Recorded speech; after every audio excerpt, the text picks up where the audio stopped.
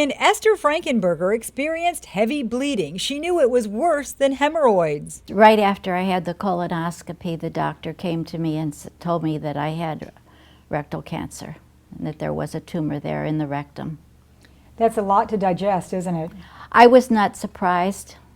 I was prepared for it mentally. The cancer was stage 3, so there was no time to waste. In her case, it was invading the sphincter, so that cannot be saved. Esther went on chemo and radiation to shrink the tumor before removing the rectum. It's often performed laparoscopically, but Esther provided an opportunity to use the daVinci robot. The new tool that we have now is called robotic surgery, which is kind of laparoscopic surgery, except that it gives you somewhat more degrees of freedom. The first thing is you get the three-dimensional vision. You got a very good depth perception. The other thing, when you're working with your hands, it's more intuitive. With several arms, magnified views, and a joystick that offers 7 ranges of motion, surgeons can precisely dissect and extract tissue. The procedure is much less traumatizing for the body. They seem to recover quicker, and the 1 or 2 cases we've seen that they didn't even need any pain medications the day after the surgery. But it's not for everyone. Colon surgery can take doctors around the abdomen.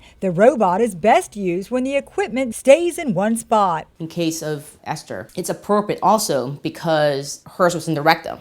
So you bring the robot in, you park it, and you just start dissecting down in the pelvis.